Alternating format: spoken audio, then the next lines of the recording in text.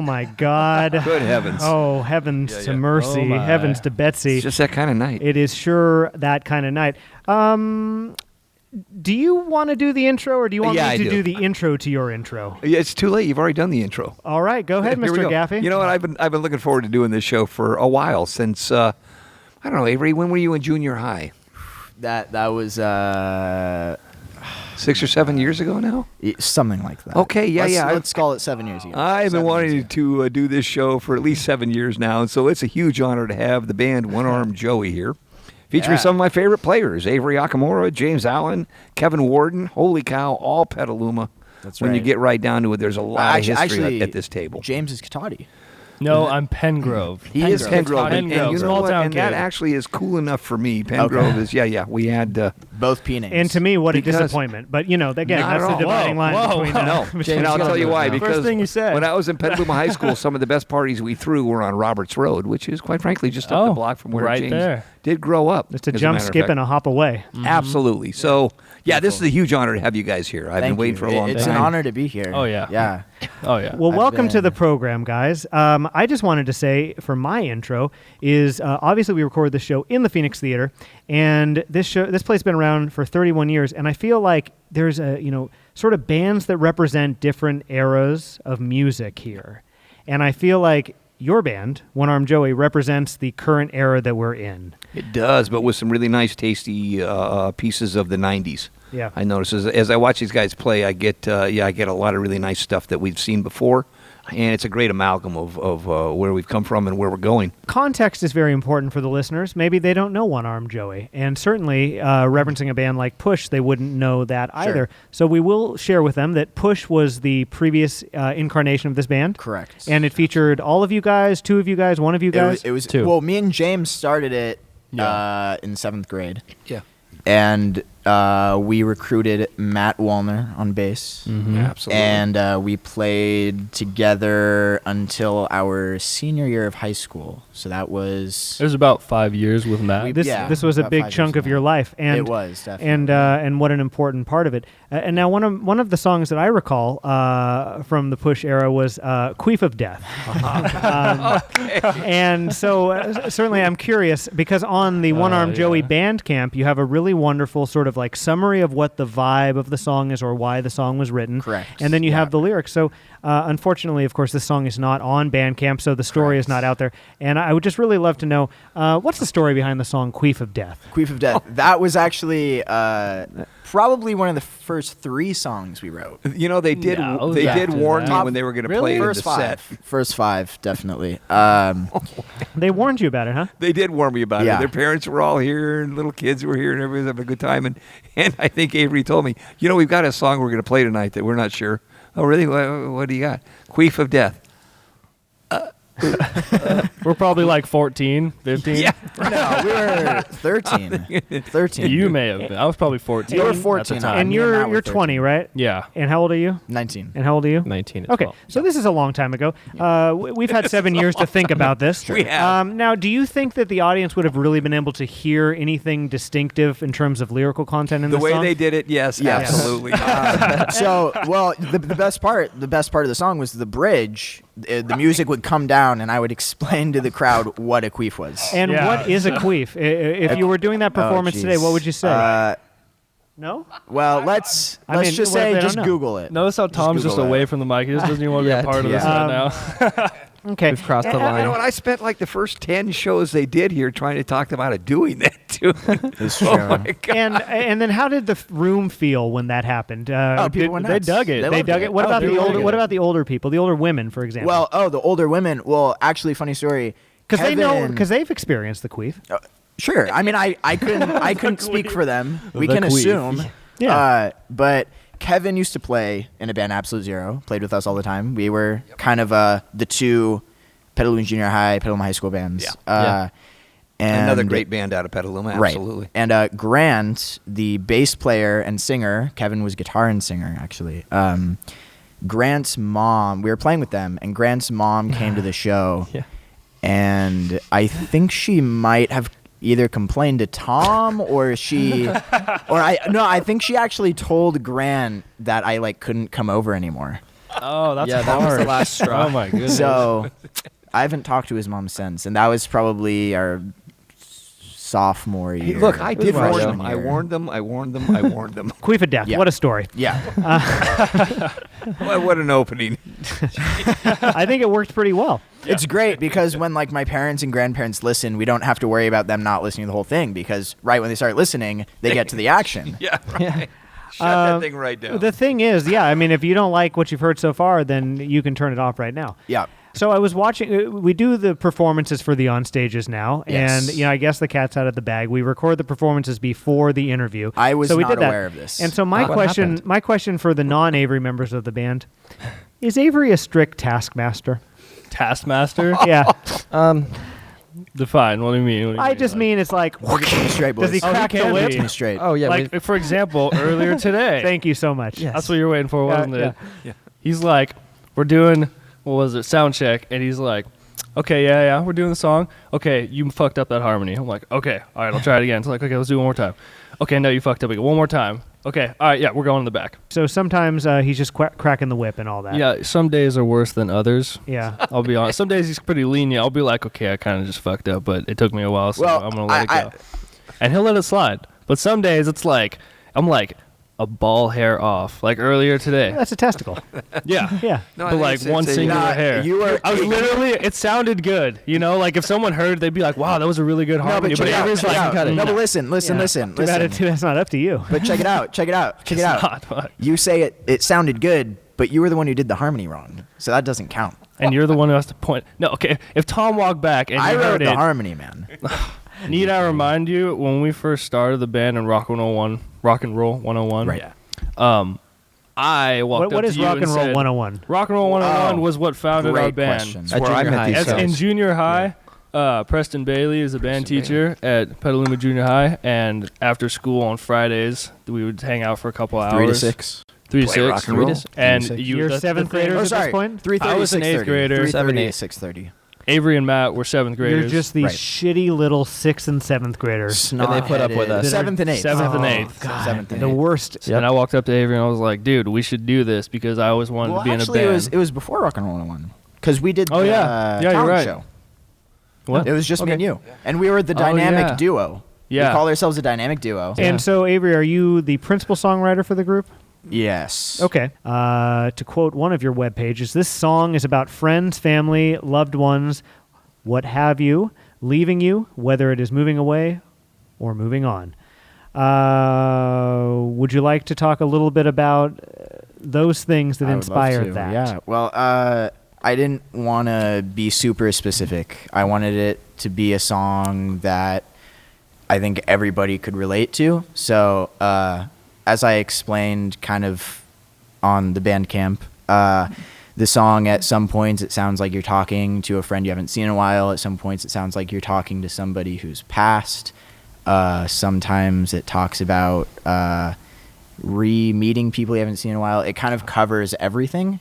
And that was kind of what I wanted to go for, just something everybody could kind of relate to on a personal level. Overall theme of the album that this is on, fear of growing up. Are you guys still afraid of growing up? I'm afraid of, well, Let's go with them and then go to you. You go first because I don't know what I'm going to say. You know what? Just when we sat down at the table today, I looked over at James, and I've known James since he was in 8th grade. And I looked over and I go, "Oh my God, you look like an adult now." Yeah.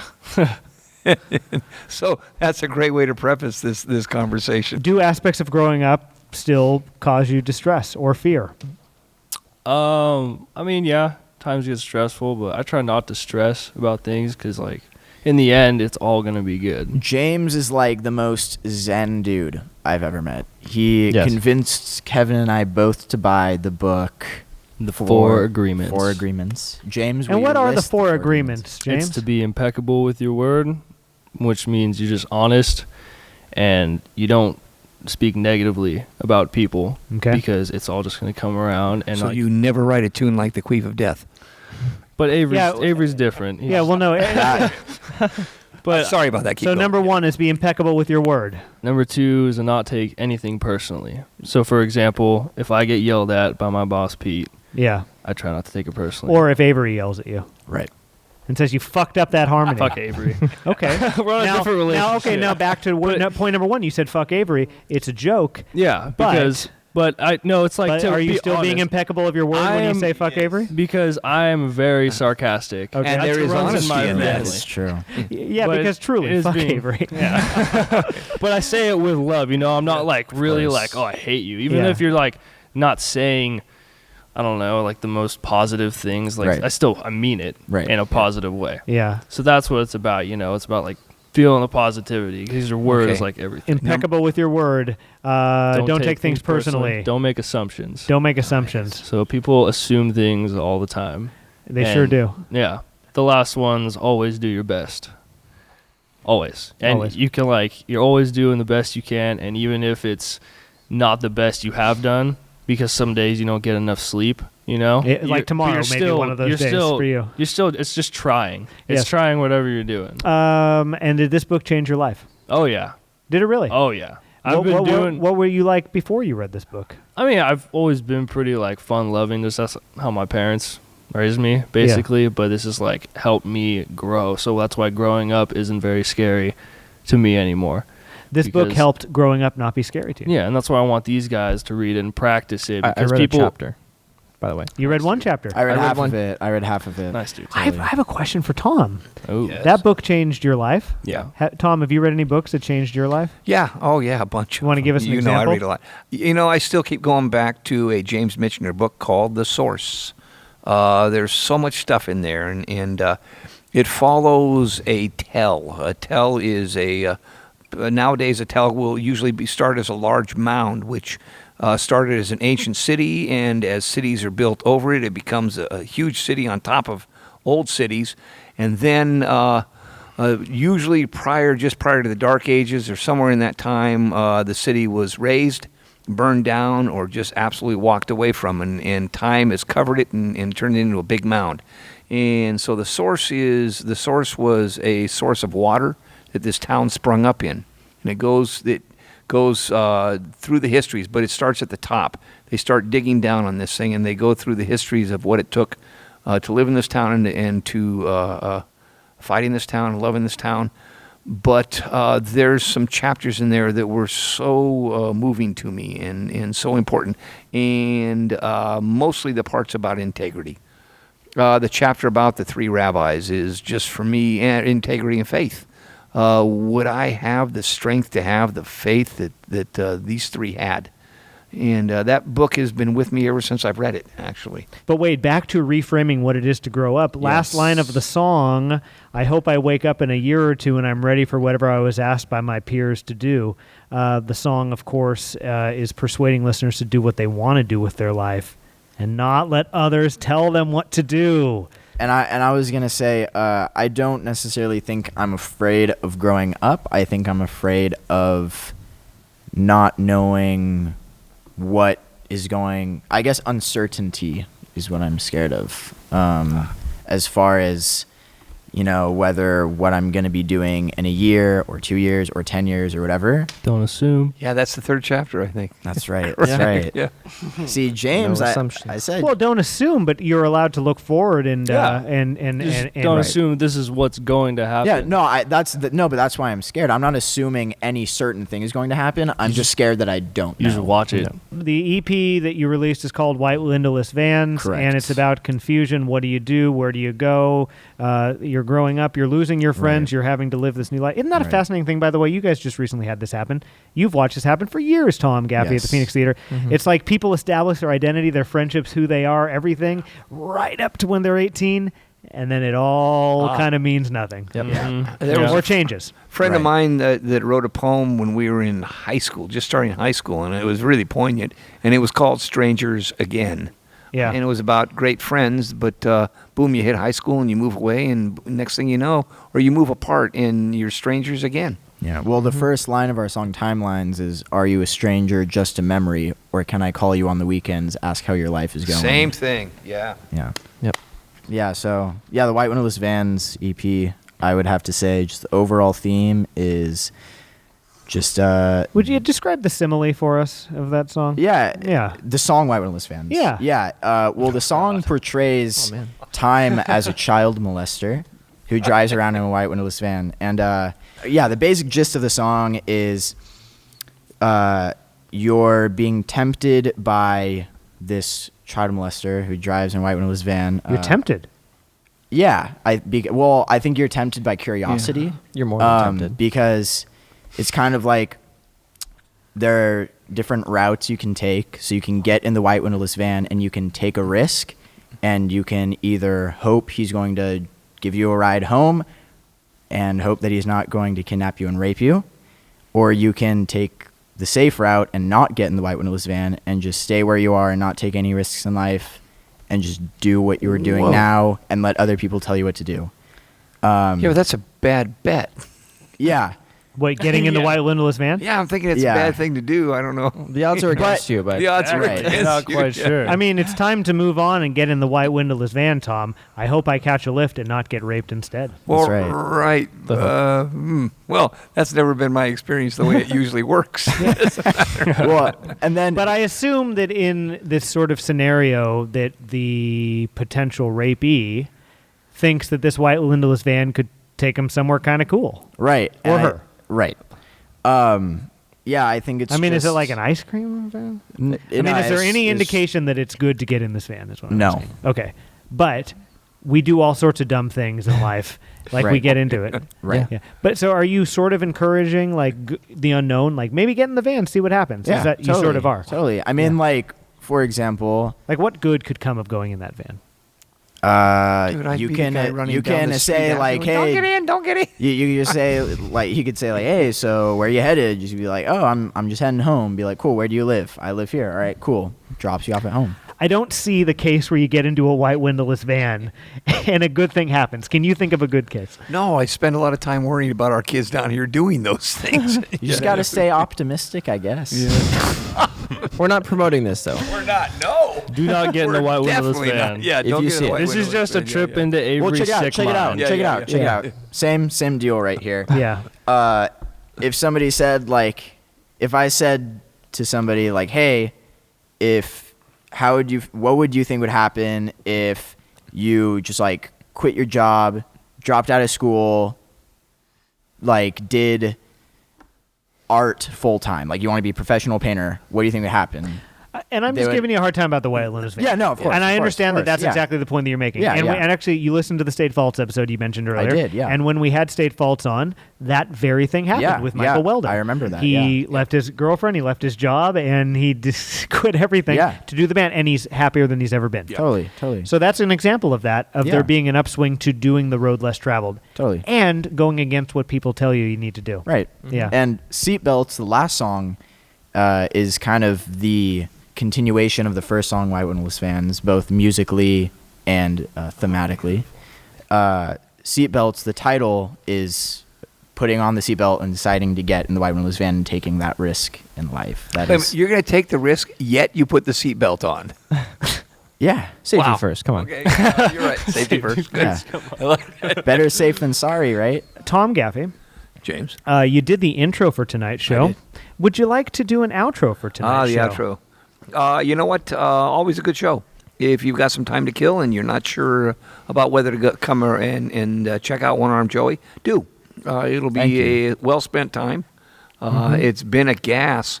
Actually, watching all three of these guys grow up in different bands. Totally. And I'm looking forward to seeing what the next few chapters bring. I'm with Tom. I think a lot of you guys. We think a lot of you guys. It was really exciting to have you on. We've been thinking about Thanks having for you having on us. for a while. And you do a great performance, which Thank the you. audience is about to see. That is We're right. very excited about Yeah. that. So we say, Tom, thank you. One Arm Joey, thank you. And Thank you everybody for who's having us, listening. Jim and Thank you Tom. very much. Always Thank a you. pleasure.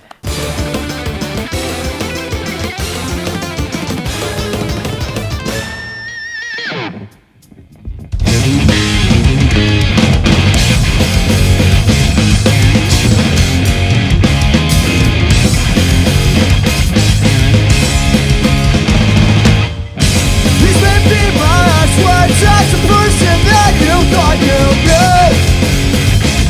What am I doing here? I let my mind go.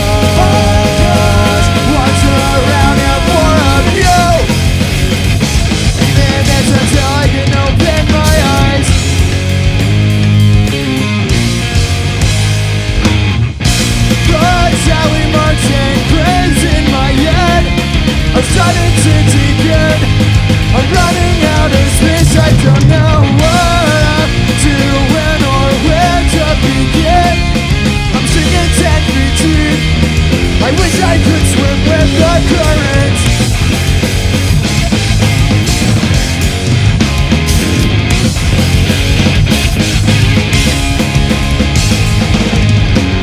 These years went by too fast for me. Just give me a moment to catch my breath and think of all the minutes and I don't have left. I'm fading in and out of this consciousness. Do we ever choose someone I'm doing my life best? I'm starting to think I've been bumping our strings. So society decide how they're gonna control me.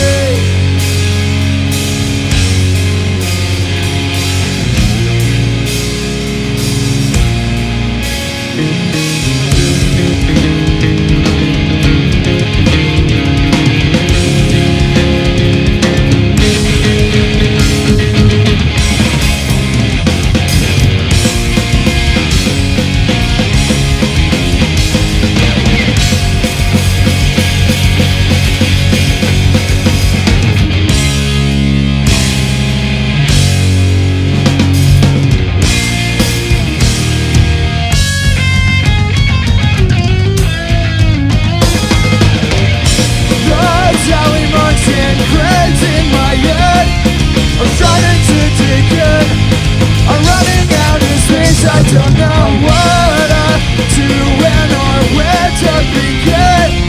I'm singing 10 feet deep. I wish I could swim with the current.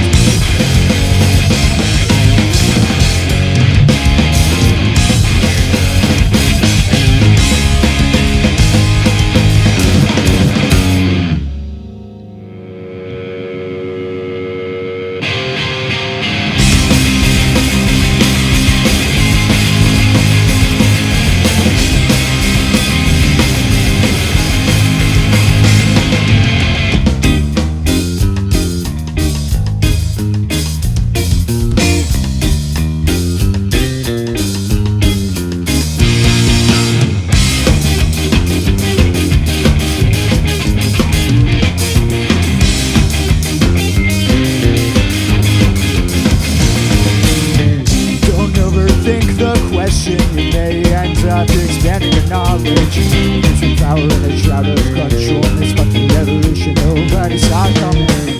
I saw the end approaching when the innocent man that started showing. To put your guns up yet, but the concept we created well to forget when the river ends will apart on the end.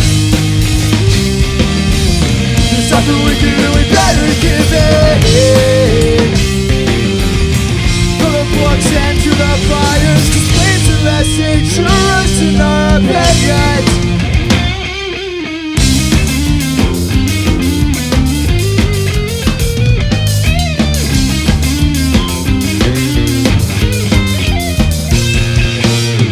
As of now I thought I had a vision, and people thinking for themselves with no persecution. Paranoia struck me sick, and I won't take the drugs that are my prescription. So I cried and I cried some more. After thinking to myself, what am I living for? I took my head in the bathroom sink and I scream into the world. This is war.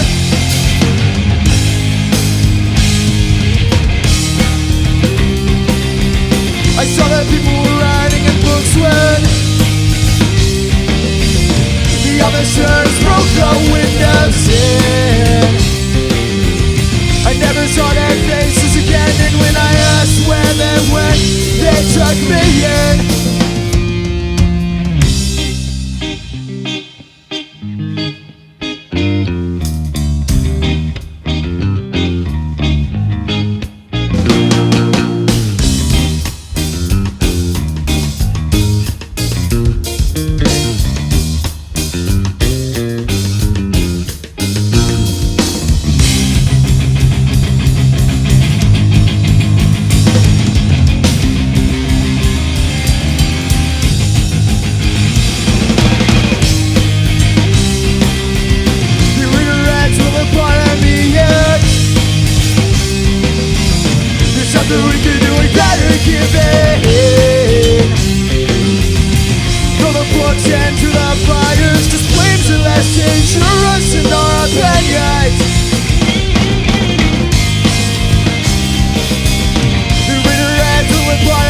Yeah.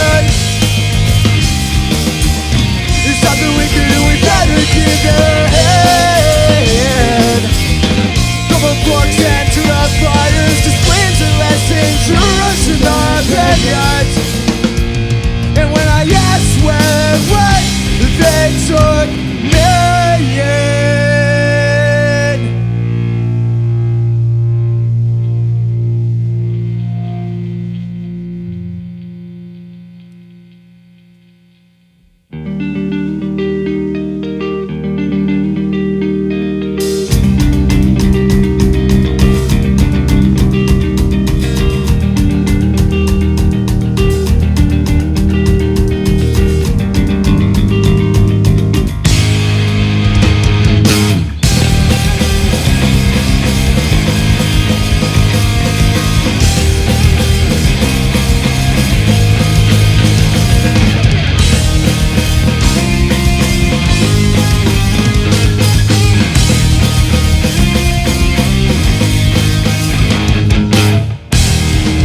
Are you a stranger, just a memory?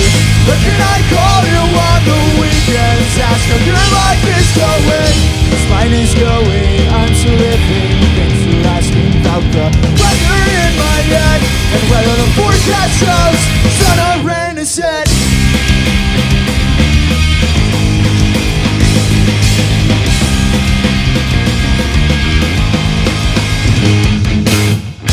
Tell me more about the new life. What's it like there? And do you ever miss back home?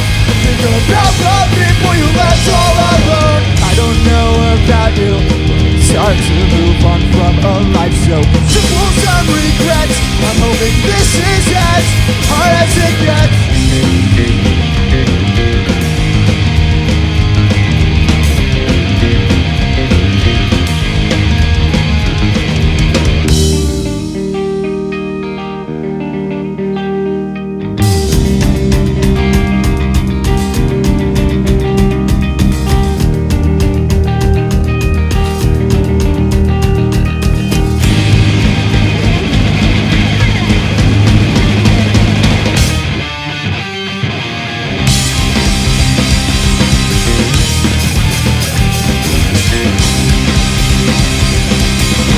I don't wanna rise super new without you.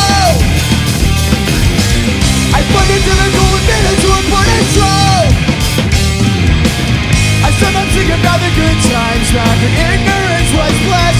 But I know it's dwelling on the past is unhealthy at best. So I go to bed at night and hope that memories of the times we shed weren't lost.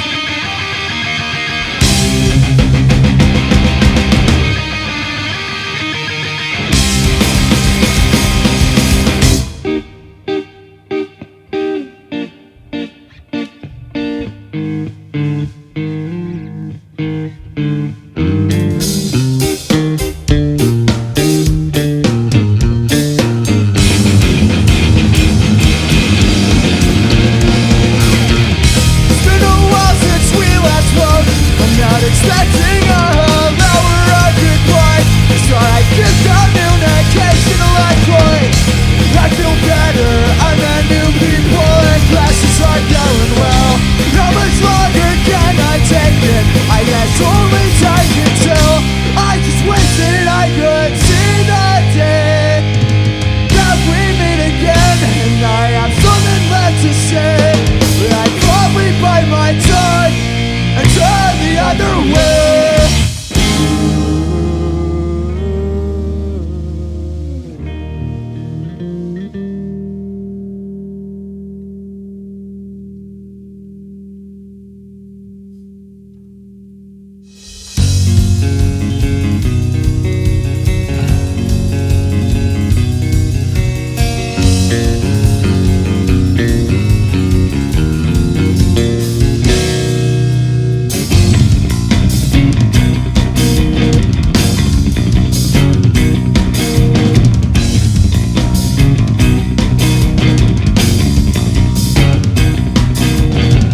My alarm just keeps ringing louder every 6 a.m. Time to get up again. Or should I sleep just another half hour? Fuck this, I need more sleep. You counting sheep until my head is done. Brain is dead, only melodies in my head. I'm into no go to bed, sing a song from end to end. Feet are cold, arms are sore, always silent to a bore. What's time? Don't open eyes, I don't know what I'm fighting for. I live to heavy while I drive. Speed up to 65.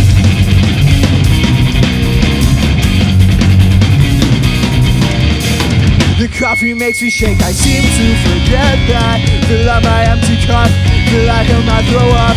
My throat is dry and it keeps getting drier.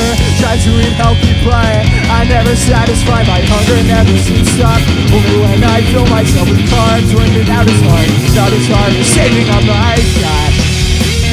Living a meal, and then this nightmare I may never wake up from.